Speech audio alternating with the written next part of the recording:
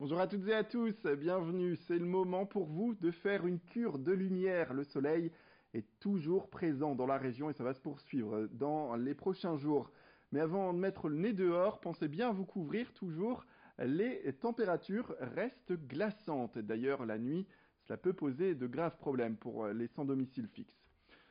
Prisonnières détention et des bagarres de migrants, les entreprises de Calais implantées près des lieux de distribution de nourriture manifestent désormais leur ras-le-bol. Elles sont présentes, elles se sont unies. Les responsables à côté de la rue de la Verrotière en appellent à l'État. Leur demande, c'est de sécuriser la zone des dunes. Et dans ce coin-là, les grillages sont souvent arrachés ou encore ils voient des portes défoncées, ces responsables d'entreprise.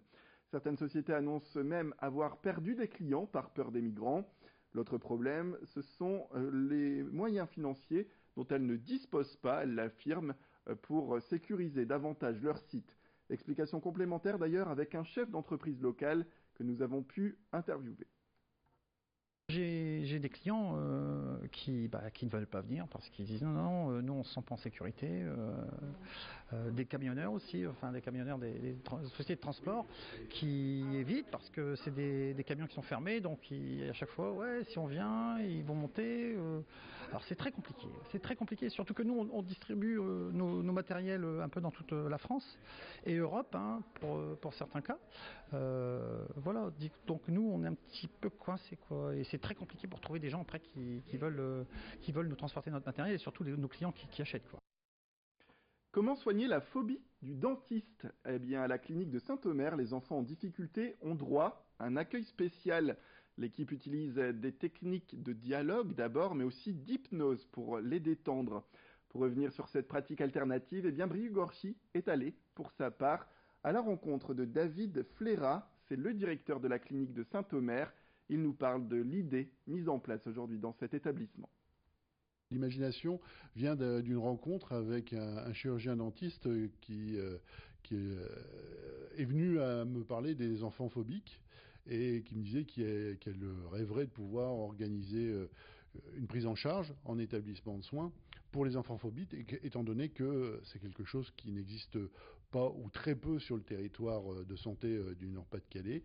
Et donc finalement, après des discussions, une bonne explication, et puis avoir rencontré l'équipe médicale d'anesthésistes, qui sont les gens avec qui elle allait être en relation, pouvoir construire ce projet et pouvoir définir une date et un début pour cette prise en charge. Le covoiturage pour les longues distances, c'est devenu, on peut le dire, un moyen de transport bien connu.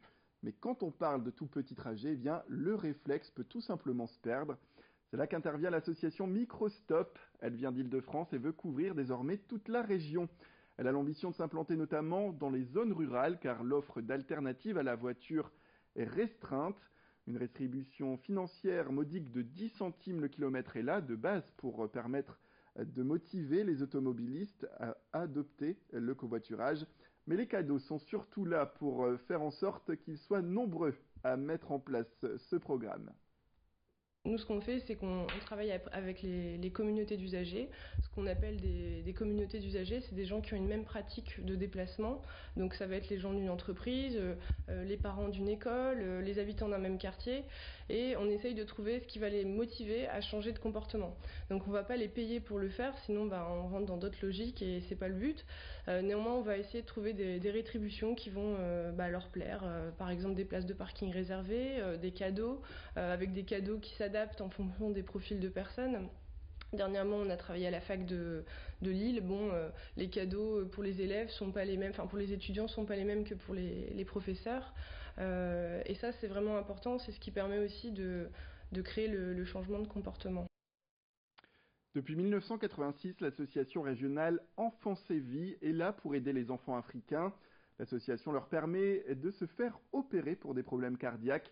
Ça se passe au CHRU de Lille. Mais depuis plus de 30 ans, 184 enfants ont été sauvés. Mais il faut continuer à leur fournir une convalescence et ils sont donc pris en charge par des familles d'accueil pendant une période allant d'à peu près 1 à 3 mois. Le dernier arrivé de l'association s'appelle Bala et pendant 5 semaines, il est accueilli dans une famille de la région. Nous sommes allés rencontrer ce petit monde.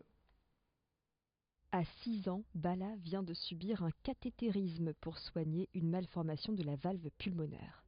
Après 3 jours d'hospitalisation au CHRU de Lille, le jeune Malien passe sa convalescence chez la famille Sénéchal à Verlinghem. Est-ce que tu vas le raconter à tes copains ? Devenir famille d'accueil, une première expérience pour Catherine. C'est très positif. Au début, ça a été dur parce qu'il est hyperactif et il a un sacré caractère. Je pense qu'il doit faire la loi chez lui, visiblement. Et il a eu du mal à accepter les règles de la famille. Donc les premiers jours, je me suis dit, oh là là, dans quoi on s'est embarqué ? Mais bon, il est quand même très attachant, très affectueux et c'est vraiment une belle aventure. Passé la barrière de la langue, la communication s'est rapidement établie entre Bala et les 5 membres de cette famille. J'étais super excitée à l'idée d'avoir un petit enfant de qui on devait s'occuper. Bon, quand on l'a vu arriver dès les premiers jours, on a été un peu calmés parce que c'est vrai qu'il est super excité. Une boule d'énergie qu'il a fallu canaliser, occuper et divertir des journées entières. La disponibilité, c'est d'ailleurs la principale qualité des familles d'accueil encadrées par l'association Enfance et Vie. C'est la disponibilité qui est le plus important, ne pas habiter trop loin du CHR puisqu'il faut quand même y aller assez souvent. Et puis ne pas avoir obligatoirement une chambre pour l'enfant, puisque les petits Africains en général ne dorment jamais seuls, ils sont toujours avec les parents, les frères et sœurs. Donc même un lit, quelquefois c'est pas obligatoire, il y a des enfants qui ne veulent pas dormir dans des lits. Ils s'y habituent parce qu'ils vont à l'hôpital après, mais quand ils arrivent, il y a beaucoup d'enfants qui demandent à dormir par terre. C'est qui ça, c'est Bala ? On a rendu la santé à un enfant, il va repartir avec un petit cœur tout neuf et donc ça c'était le plus important pour nous.